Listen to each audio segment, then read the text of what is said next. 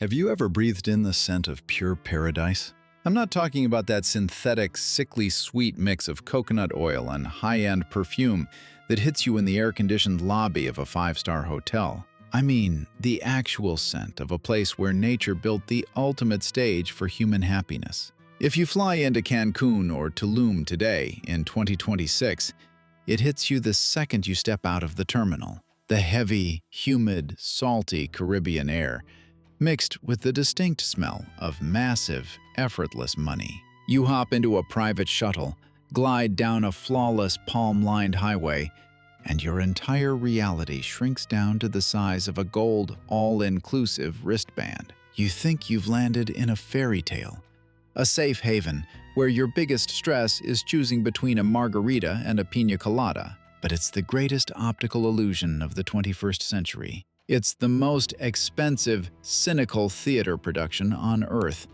staged for 30 million tourists a year. Because if you could just mute that relaxing lounge music, if you could peek over the high walls of your resort, hidden behind blooming bougainvilleas, you wouldn't see paradise.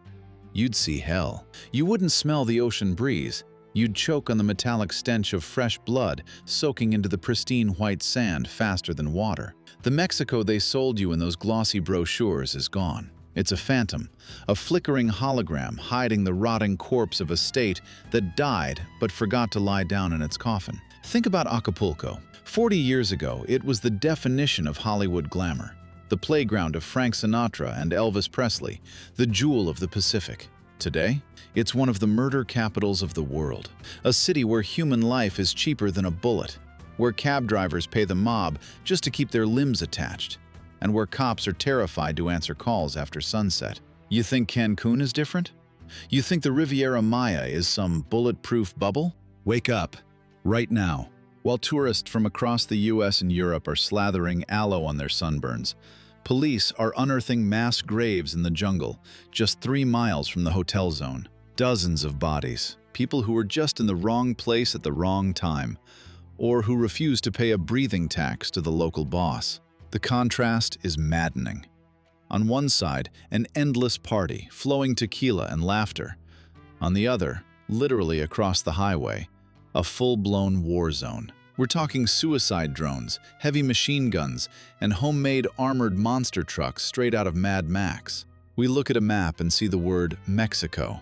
We see borders, a flag with an eagle eating a snake, a president giving speeches at a podium, and we trick ourselves into thinking it's a normal country. Maybe just one with a rough patch. That's a lie. It's just the inertia of our own thinking. A state, by definition, holds a monopoly on violence. It protects its people and controls its land. What do we see here? Almost 750,000 square miles of territory, where the government only controls a few downtown blocks in the capital, and only during daylight. The rest of the map is carved up by modern feudal lords, by death corporations we still call cartels out of habit, even though that word doesn't even begin to capture their true power. They don't hide in the shadows anymore. They don't run from the cops. They are the authority. They pave roads, hand out groceries to the poor, hold court, and carry out executions. Their rule isn't backed by laws written on paper, but by the law of lead and silver. Welcome to a place where democracy is a bad joke, where journalism is a literal death sentence, and where every dollar you drop at a souvenir stand eventually buys a bullet for somebody's AK-47. We aren't taking a trip through a country today. We are taking a tour through the ruins of a civilization. We are descending into the absolute heart of darkness, to understand how one of the richest, most culturally vibrant regions on the planet became a testing ground for the most brutal social experiment of our time. So buckle up, but don't expect a safety net, because there are no happy endings in this script. Survival here doesn't go to the righteous, it goes to whoever shoots first and feels nothing. This is the chronicle of an unstoppable collapse. It's a story of how hope dies, and what a world looks like when God leaves the room, and Santa Muerte takes his place with a scythe in her bony hand. To understand the sheer depth of the abyss Mexico has fallen into, we have to throw out our standard political maps and textbooks. They describe a world that simply doesn't exist here anymore. On paper, the United Mexican States is a federal democratic republic with a separation of powers, a constitution, courts, and elections. But in reality, the harsh, dusty, blood-soaked reality of 2026, all those institutions have rotted into an empty, rattling shell. They're nothing but a theatrical backdrop hiding an absolute void. The official government in Mexico City, all those cabinet ministers in custom suits, the senators, the president sitting in the National Palace, they don't run the country anymore. They run press releases and offshore bank accounts. They've devolved into administrators of chaos, PR managers for the apocalypse, whose only job is to pretend the ship is still sailing while the lower decks are already flooded with water and corpses. The real power in Mexico doesn't wear ties. It wears tactical vests, balaclavas, and thick gold chains over Kevlar. It doesn't ride around in government sedans with flashing lights. It rolls in armored SUVs with .50 caliber Browning machine guns mounted in the truck bed. You think that's an exaggeration? You think this is a scene pulled from a Hollywood action movie? Just look at the stats from the last election. It was the bloodiest electoral cycle in the history of the Americas. Candidates were gunned down like target practice right in the middle of their own rallies, directly in front of their voters. 98 politicians were assassinated in just 1 year. Let that number sink in. Nearly 100 people who dared to run for office without getting the green light from the local cartel boss were simply wiped off the map. Those aren't elections. That's natural selection, where the only ones who win are those willing to kiss the Don's ring. Across massive stretches of the country, in states like Guerrero, Michoacán, Tamaulipas, and Sinaloa, the very concept of the state has completely evaporated. There are no cops to call for help, because the guys patrolling the streets in uniform by day are moonlighting for the cartel by night, kidnapping people and collecting extortion money. There are no courts. Any judge brave enough to hand down a guilty verdict to a gang member will wake up the next morning to find the severed head of their dog, or, horrifyingly, their own child, on their front porch. It's a system of total, unadulterated terror, where fear is the only currency with any real purchasing power. The state didn't die overnight. It was a long, agonizing rot, like gangrene. It started at the toes, in tiny border towns where smugglers had always just been part of the scenery. But then, inch by inch, cell by cell, that black decay crept upward, swallowing city halls and governor's mansions, until it reached the very heart of the federal government. Today, a Mexican government official is either an accomplice or a corpse. There is no third option. Neutrality is impossible. You either take the silver or you take the lead. And the most terrifying part of this institutional collapse is that society, everyday people, have just gotten used to it. They've accepted it as the new normal, like bad weather you can't do anything about. When you see a Jalisco New Generation cartel convoy rolling down Main Street in broad daylight, 30 armored trucks plastered with gang logos, acting like a standing army, and nobody, not the National Guard, not the police, dares to stop them, you realize Mexican sovereignty is dead and buried. The country has fractured into dozens of feudal fiefdoms, where every local warlord plays God, holding the power of life and death over anyone who sets foot on their turf. We look at the map and see one unified nation, but underneath, it's a patchwork quilt of cartel territories, checkpoints, and war zones ruled by the laws of the jungle. Drive into a state like Zacatecas, and you cross an invisible, lethal border. The second you do, your constitutional rights vanish. You become nothing more than a biological asset, a resource to be used, sold, or destroyed. A government that can't protect its own citizens loses its reason to exist. It devolves into a parasite, still collecting taxes but offering nothing in return except empty promises of security. Today, Mexico is a zombie state. It moves, makes noise, and signs international treaties. But inside, it's completely dead. Its institutions have been eaten alive by the maggots of corruption, and its soul was sold to the devil for a duffel bag full of cash. And this process is irreversible, because you can't resurrect something that willingly chose to die for a payout. Forget everything you've seen in mob movies. Forget the romanticized Hollywood garbage about reckless outlaws in cowboy hats shooting from the hip and slamming tequila at sunset, because that has zero connection to the reality of 2026. What Mexico and the rest of the world is dealing with today isn't a collection of street gangs or bottom-feeding thugs. These are high-tech, transnational corporate juggernauts with management, logistics, and strategic planning that would put Fortune 500 CEOs to shame. The Sinaloa Cartel, or the Jalisco New Generation Cartel, operate with a level of terrifying efficiency that surpasses actual governments. They are vertically integrated holding companies with heavily diversified asset portfolios and payrolls pushing into the hundreds of thousands. They have HR departments actively recruiting top-tier chemists straight out of universities to cook up next-generation synthetic drugs. They run dedicated PR teams producing slick, high-definition propaganda for TikTok, making the hitman lifestyle look like a VIP experience. They command global logistics networks capable of moving a ton of product anywhere on the planet, faster than Amazon or DHL. Cocaine, fentanyl, meth. This is their product, the new global currency that never devalues and never sees a drop in demand, recession or no recession. We are talking about an industry pulling in hundreds of billions of dollars. Rivers of untraceable cash bleeding across borders, buying off Border Patrol agents, politicians, and bankers, all washed clean through luxury resorts, massive pharmacy chains, and industrial agriculture. Today's cartels aren't just pushing drugs. They are multi-industry monsters, monopolizing anything that prints money. They mine iron ore and illegally export it to China. They tap into Pemex pipelines and siphon off billions in gasoline. They tax every single crate of avocados and limes leaving the fields. And they traffic human beings, funneling migrants into the US like livestock.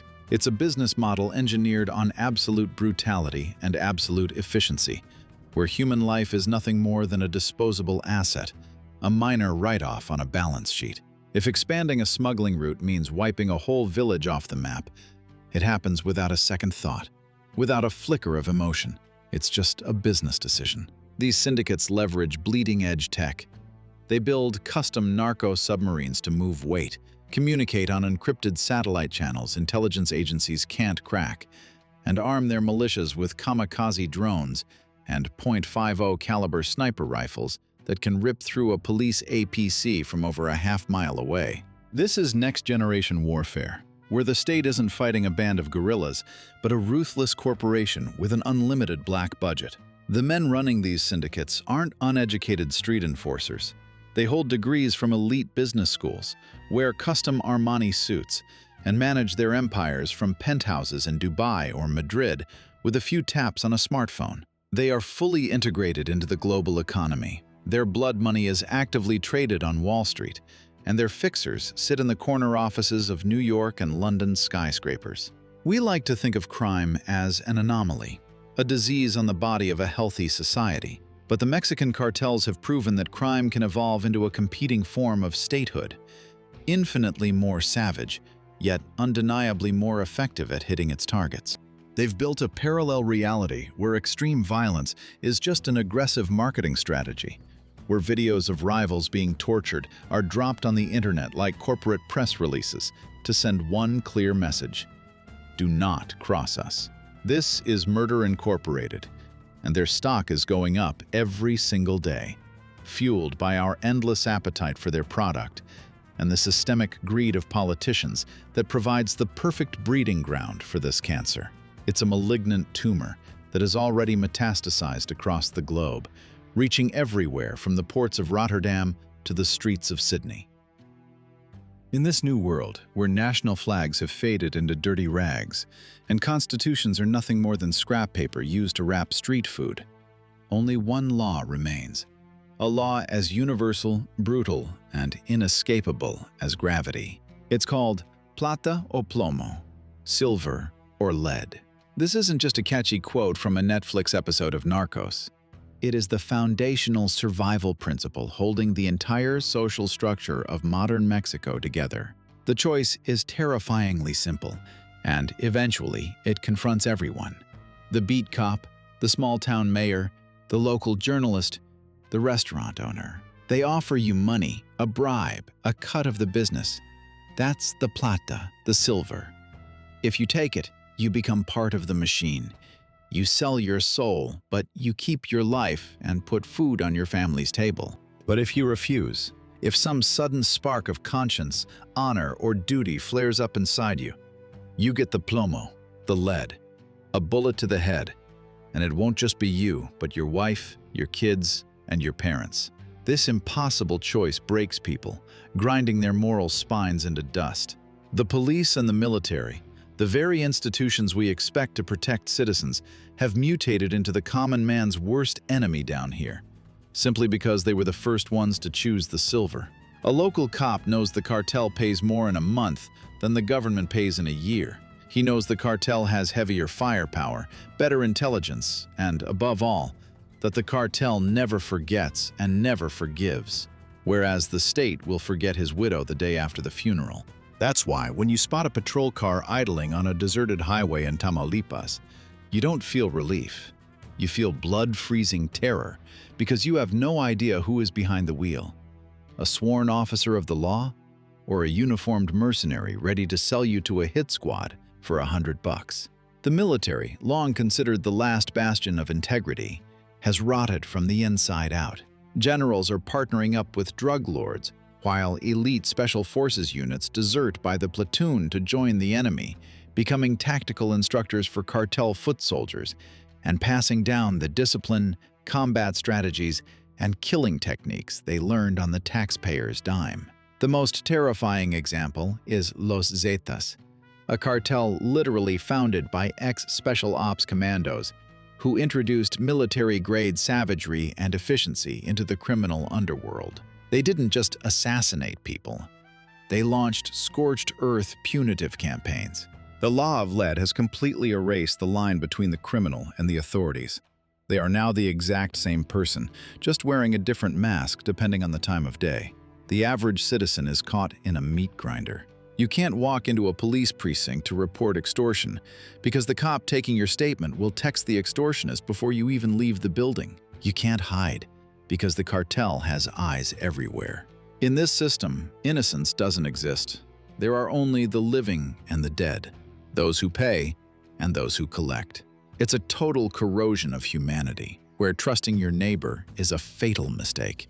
Neighbors rat out neighbors to earn favor with the local boss, and teenagers take jobs as halcones, lookouts, just to buy a new pair of sneakers, reporting every unfamiliar car that drives through the neighborhood.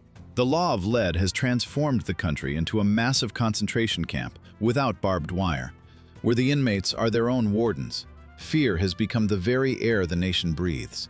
It seeps into the walls of homes and poisons the well water. People have learned to walk with their eyes glued to the pavement, to unsee the mutilated bodies dumped on the shoulder of the road, to deafen themselves to the midnight gunfights. They've developed collective blindness as a psychological shield, because if you see something you shouldn't, the lead will inevitably find you too. It's a moral catastrophe that will echo for generations, because an entire cohort of children has now grown up knowing absolutely no other law, believing that brute force is the only truth, and that a human life isn't worth a single plugged peso. The next time you walk into a trendy cafe somewhere in Brooklyn, London, or Berlin and order avocado toast with a poached egg, pause for a second. Look at that green, buttery fruit that's become the ultimate symbol of healthy living, millennial lifestyle, and hipster culture. It looks harmless, it's nutritious, and it's delicious. But if you had X-ray vision to see through that dark, bumpy skin, you'd realize it's actually blood red inside, soaked like a sponge in the blood of Mexican farmers. They call avocados green gold, and that's not a poetic metaphor, it's a literal curse. The state of Michoacán, the avocado capital of the world, has morphed into a living hell specifically because of this fruit. It used to be cartel weed country, but once stateside cannabis legalization tanked the price of marijuana, these syndicates, the genius managers of evil that they are, pivoted fast. They looked at the market, saw avocado demand exploding by 20% a year, and realized Americans were willing to pay any price for their Super Bowl guacamole, so they moved in on the orchards. But they didn't come to buy, they came to own. The racket is horrifyingly simple. Heavily armed men show up at a farm and inform the owner that he now pays a protection tax on every single acre, every tree, and every pound sold. If he refuses, they burn his orchard to the ground. If he keeps resisting, they kidnap his son. If he goes to the cops, he turns up decapitated in the town square with a message pinned to his chest. Cartels like Los Viagras and Jalisco New Generation are fighting full-scale turf wars over these groves, literally using drones to drop explosives on rival camps right in the middle of the avocado trees. Farmers have been reduced to slaves on their own land, working from dawn to dusk while gangsters siphon off the lion's share of the profits. And it gets worse. To plant more avocados, you need more land. Cartels are illegally clear-cutting thousands of acres of unique pine forests, the historic wintering grounds for monarch butterflies. It is ecological genocide for profit. They scorch the forest, plow the earth, and run the whole operation under the cover of corrupt officials signing off on bogus permits. Your clean-eating lifestyle is subsidized by the destruction of the biosphere and a reign of terror against civilians. Every time you spread avocado on your sourdough, you are indirectly financing the ammo that will be used to gun someone down in Michoacán tomorrow. The industry has become so wildly lucrative that the cartels now control the entire supply chain, from the moment a sapling goes into the dirt to the second a crate is loaded onto a northbound semi-truck. They control the packing plants. They control the freight companies. This is the mafia fully grafted onto the legal economy. And it's not just avocados. Limes, berries, beef, virtually everything Mexico exports to our supermarket shelves is taxed by the mob. The lime war in Colima is another prime example, where lime prices skyrocketed simply because cartels barricaded the highways, holding the harvest hostage until farmers paid a higher tribute. Agro-terrorism is a daily reality. Farmers try to fight back, forming autodefensas, civilian militias, grabbing rusty hunting rifles and throwing up barricades at the entrances to their towns. But what can a bunch of agricultural workers really do against a professional army of mercenaries? All too often, those same self-defense groups mutate into new gangs or get infiltrated by the very cartels they were fighting. It's an inescapable, vicious cycle of violence. The global market demands cheap, year-round produce, but it willfully ignores the bloody price tag attached. The consumer just sees a nice little "Product of Mexico" sticker. They don't see the tears and the body count behind the brand. Green gold has become a 21st century curse of Montezuma, a resource that doesn't bring prosperity, only death. And while the world keeps happily chewing its toast, people up in the mountains of Michoacán are praying to God that this harvest won't be their last. We're used to thinking of ghost towns as relics of ancient history, places like Pompeii or abandoned gold rush camps out in the Wild West. But in the modern Mexico of 2026, ghost towns are a terrifying new geographic reality. These aren't moss-covered ruins. They are fully modern communities with houses, schools, churches, and grocery stores, where life just vanished overnight, as if someone pulled a master switch and simply turned off civilization. Driving through states like Tamaulipas, Zacatecas, or Guerrero, you can cruise down the highways for hours without seeing a single living soul. There is nothing but the wind blowing dust down empty streets, the banging of unlatched shutters, and stray dogs gone feral from starvation, staring at you with silent aggression. Ciudad Mier, once a thriving pueblo mágico, a tourist jewel of colonial architecture, emptied out almost completely in the blink of an eye. Why? Because two cartels, the Zetas and the Gulf Cartel, decided to turn its streets into their personal front line. The residents became hostages in their own homes. By day, snipers took potshots at anything that moved. By night, hit squads kicked in doors, stealing food, stealing cars, and drafting young boys to refill their ranks. People fled, leaving absolutely everything behind. Furniture, family photo albums, half-eaten dinners still sitting on the table. They walked out into the desert on foot, desperate to escape the hellscape. And this isn't an isolated incident. It's a full-blown epidemic. Hundreds of thousands of internal refugees represent Mexico's hidden tragedy, the one you never see on the evening news. People are becoming nomads in their own country, fleeing from villages to cities, from cities to the capital, or trying to make a run north for the American dream. A dream that, for most, ends dead in the Arizona desert, or inside a border town morgue. In these exclusion zones, where the state has completely evaporated, time stands still. Schools sit with blown-out windows, the chalk from the last lesson still on the blackboards, interrupted mid-sentence by a burst of automatic gunfire. Hospitals are looted, their equipment stripped or smashed, because the doctors were either murdered or the first ones to run, knowing full well cartels love to kidnap medical staff to patch up wounded sicarios in secret black site clinics. The mail doesn't run, the power grid flickers and dies, because no one is left to maintain the lines. This is a post-apocalyptic wasteland, happening right here, right now. But the most terrifying thing about these ghost towns isn't the emptiness, it's the silence. It's not the peaceful quiet of nature. It's a dead, suffocating silence, where every snapped twig sounds like a gunshot. The few elderly residents who had nowhere else to go and stayed behind to live out their final days exist strictly as shadows. They don't turn on their lights at night. They only speak in whispers, and they never step outside unless absolutely necessary. They know they are the trespassers now, that the true landlords are the men with assault rifles who roll up in lifted trucks to crash in abandoned mansions or turn them into weapon caches. The cartels use these dead cities as forward operating bases, smuggling way stations, and tactical training camps. The infrastructure built by the state now exclusively serves organized crime. Deserted ranches are converted into meth megalabs. Empty hangars become chop shops for heavily armored narco tanks. Civilization has formally retreated, surrendering its ground to pure barbarism. It's reverse evolution, a total degradation of the social order back to primitive survival. When you pull up satellite images of Mexico at night, you see massive black voids where city lights used to burn bright.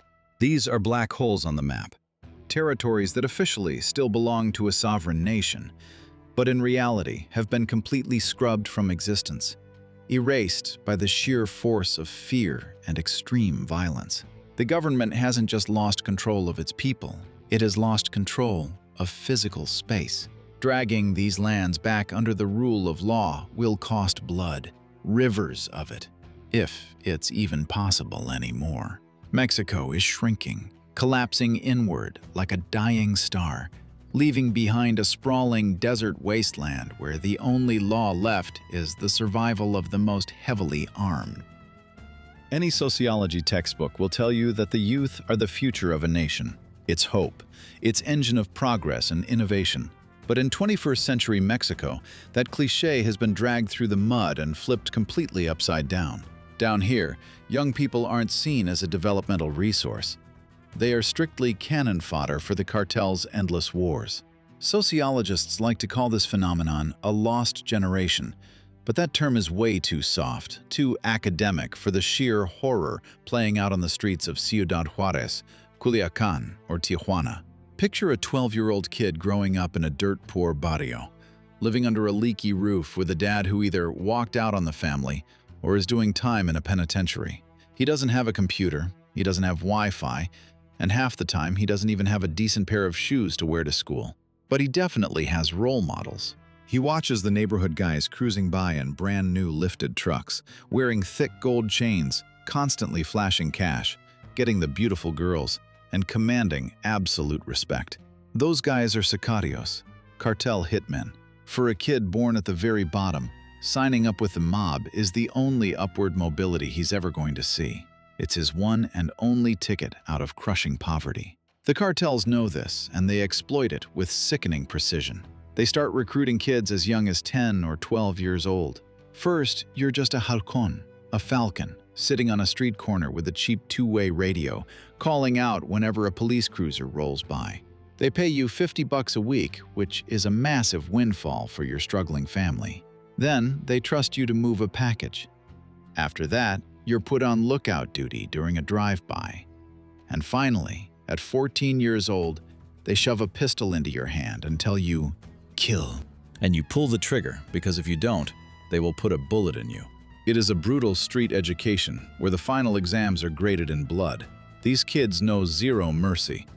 Their empathy has been completely amputated because they grew up in a world where extreme violence is the baseline norm, the only language anyone actually speaks. Society calls them the ninis, short for those who neither study nor work. But that label is a total lie. They do work, and they grind incredibly hard. But their industry is death. The average life expectancy for one of these child soldiers is maybe 3 to 4 years. They live fast, burn bright, and die young, usually ending up as nameless corpses dumped into a shallow desert trench.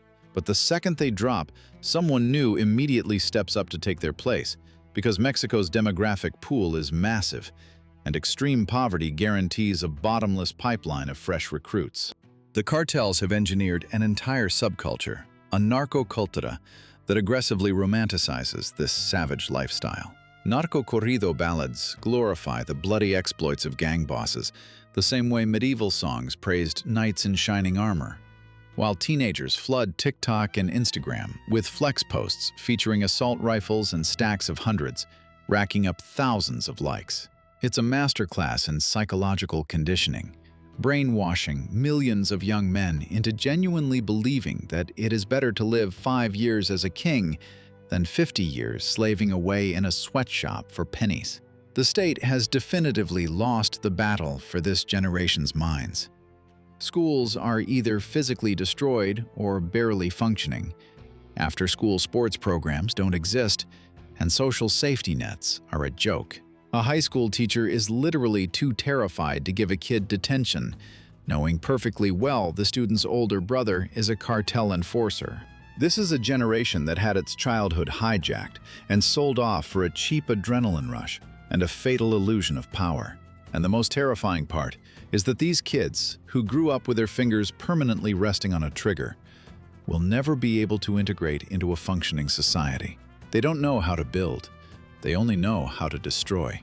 Even if the cartels magically vanish tomorrow, what on earth do you do with an army of hundreds of thousands of young wolves who have never known a single day of peace?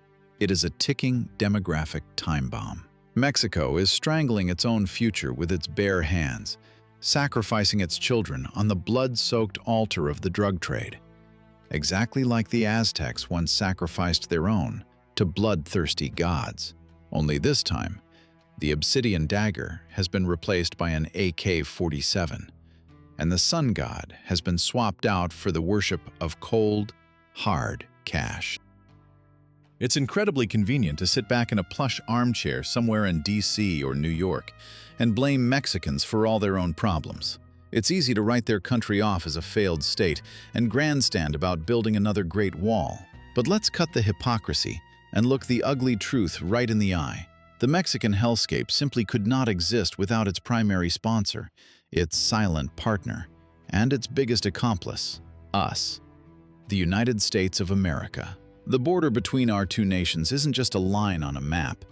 It's the busiest artery of death on the planet, a semi-permeable membrane facilitating a monstrous exchange. Flowing north, straight into the noses and veins of American citizens, are tons of white powder and synthetic opioids. And flowing south in return is a relentless, flooding iron river, a river of steel, gunpowder, and lead. Have you ever stopped to wonder how Mexican cartels, run by guys who were poor farmers a generation ago, suddenly got their hands on arsenals that would make NATO militaries jealous? Where do they get brand new AR-15 assault rifles, miniguns capable of spitting out 6,000 rounds a minute, .50 caliber Barrett sniper rifles that can punch a hole straight through a truck engine, or the man-portable air defense systems they use to shoot down military helicopters? They aren't assembling these in the jungle. They aren't 3D printing them. Every single piece of that hardware, every rifle, every Glock, every bullet bears an invisible watermark. Made in the USA. 70, and by some estimates up to 90% of the Mexican mafia's firepower comes straight from the north. It's a cynical, blood-soaked business, fueled by American gun shops across Texas, Arizona, and New Mexico. There is an entire cottage industry of straw purchasers, U.S. citizens with spotless background checks who walk into a licensed dealer, legally buy a dozen rifles for a couple of $100 and then hand them off to a cartel middleman in the parking lot right around the corner. Our laws, our sacred Second Amendment, are actively arming a paramilitary force that is slaughtering our southern neighbor. And American authorities know exactly what's happening. They know the smuggling routes, they know the schemes. But the gun lobby is so deeply entrenched that shutting off this pipeline is deemed impossible, or even worse, simply unprofitable. Just look back at the ATF's scandalous Operation Fast and Furious, where our own federal agents intentionally let thousands of firearms walk right into the hands of smugglers, hoping to track them to cartel bosses. Instead, they completely lost track of the weapons, which were later used to murder both Mexican civilians and our own American agents. That isn't just bureaucratic negligence. That is criminal complicity. But guns are only half the equation. The other half is cash. The cartels only exist because there is a bottomless, insatiable demand for their product right here in the US. America is the undisputed heavyweight champion of global drug consumption. We are the engine pumping blood through the veins of the narco economy. If Americans collectively stopped snorting, shooting up, and popping pills, these cartels would go bankrupt in 30 days. But America keeps using, turning downtowns in places like Philadelphia and San Francisco into live-action zombie apocalypse sets where people are literally rotting alive from fentanyl, cooked in Mexican super labs using Chinese precursors. And to fund this high, America ships billions of dollars in hard currency back across the border, stuffed into duffel bags and hidden vehicle compartments, paying off Mexican cops and judges. Then you have the banks, respectable Wall Street and European financial institutions that have spent decades laundering dirty narco dollars, turning a blind eye to the source because money doesn't stink, even when it reeks of corpses. Mexico has become America's backyard, an open-air dumping ground where we offshore all the extreme violence required to service American vices. It's highly convenient for the US to keep the chaos humming right next door. It keeps Mexico politically weak, allows Washington to dictate trade terms, and guarantees a steady supply of cheap labor. It's a classic parasite-host relationship, though it's getting harder to tell which is which. Politicians in D.C. love to stand at podiums and deliver righteous lectures about human rights and democracy.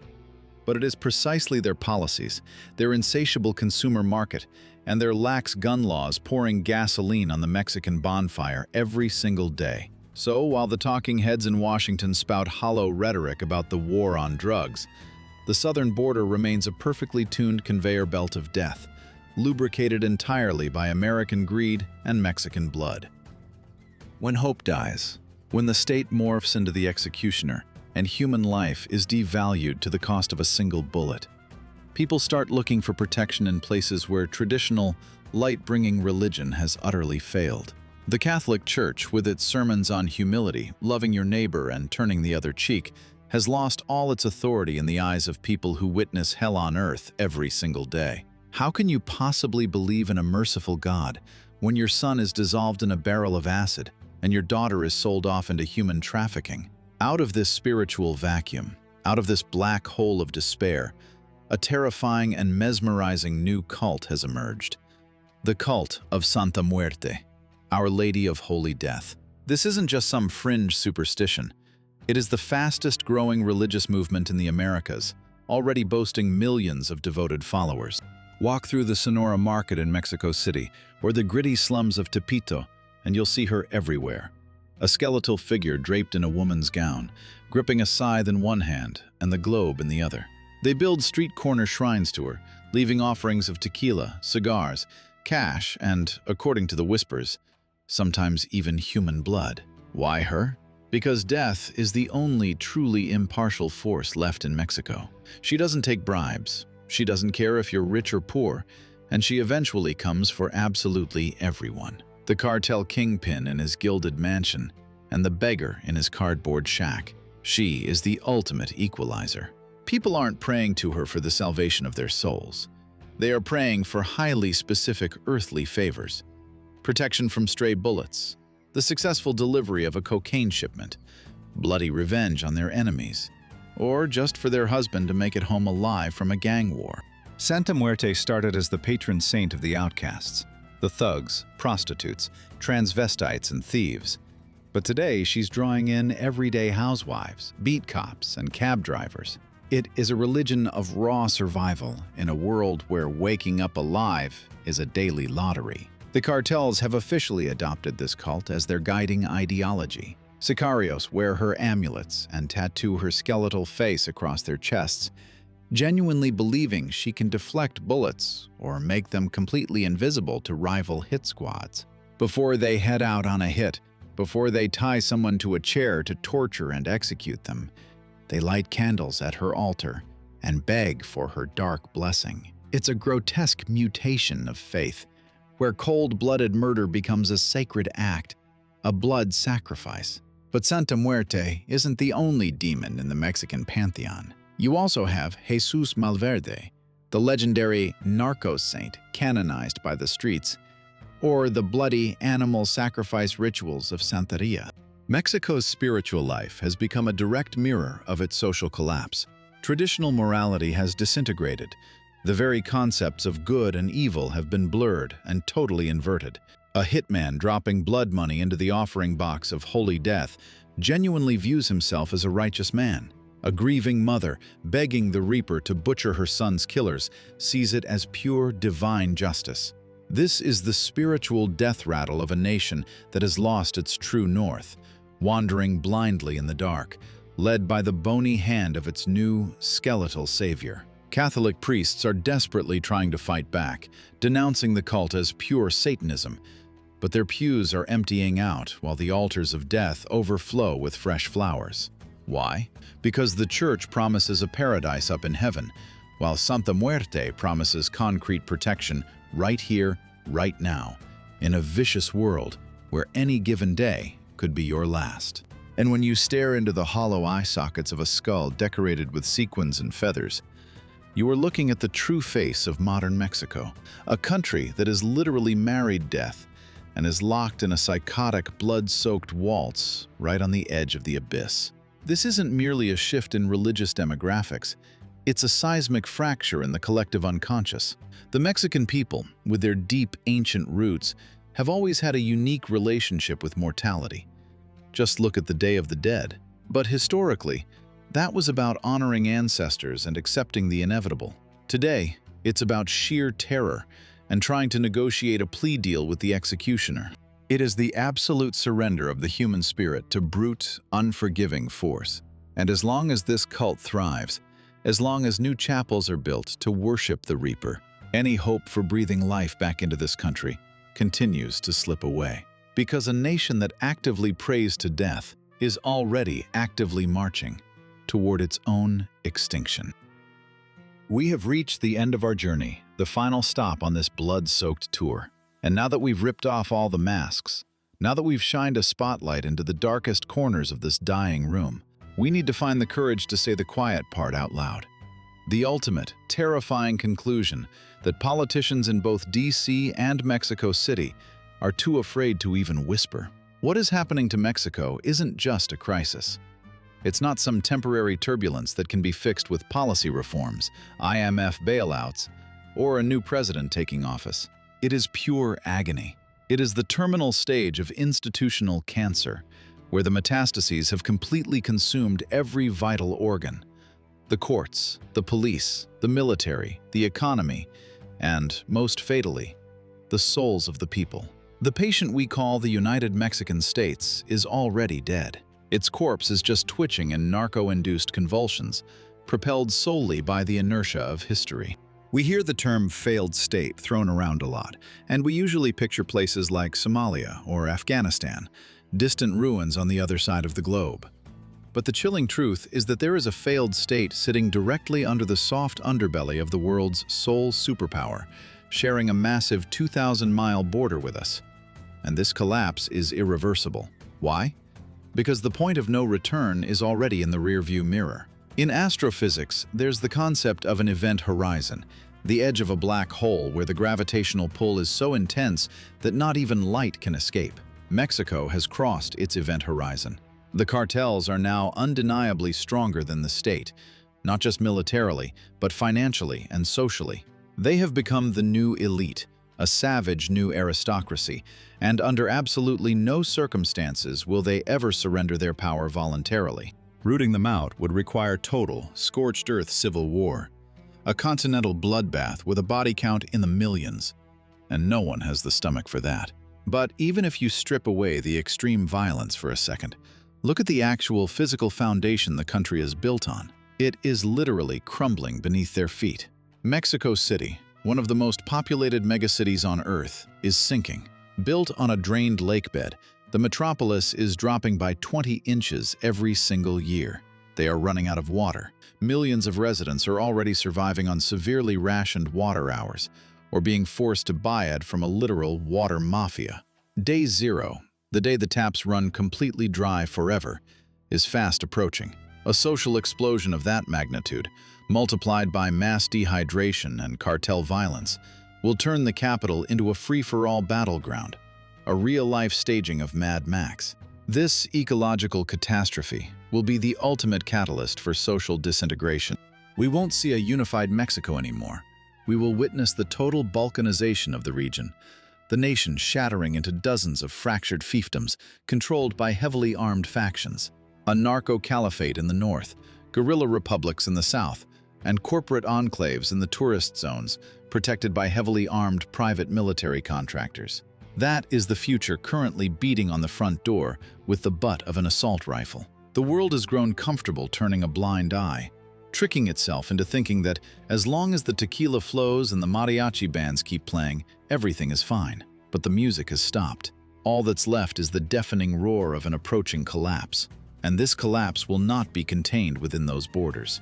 It will spill over, sending massive tidal waves of refugees crashing into the United States and dragging neighboring countries into the undertow of violence. This is a terrifying lesson for all of us. Civilization is nothing but a razor-thin, fragile membrane stretched over pure chaos, and it tears incredibly easily if you allow greed and systemic corruption to eat away at it from the inside. Mexico is a mirror, reflecting our own potential future, if we ever forget that the rule of law and justice aren't just guaranteed rights. They are things you have to aggressively fight for every single day. The eagle on the Mexican coat of arms is no longer eating the snake. The serpent has coiled around the eagle's neck, choking it to death, and the grip is fatal. You and I are bearing witness to the end of an era, the twilight of one of humanity's most vibrant cultures, currently dissolving in a vat of cartel acid. If this scared you, if looking at this raw truth made you uncomfortable, it means you are still alive. It means you can still feel. Don't look away. Stare directly into the abyss before the abyss starts staring back into you. And if you want to keep seeing the world without the rose-colored glasses, if you want to understand how reality is actually wired and what other giants are standing on clay feet ready to topple at any moment, hit subscribe and like this video so the YouTube algorithm pushes this terrifying truth to as many people as possible. Drop a comment down below. Which country do you think is next on our doomed list? We'll be right here with you, tracking the end of the old world.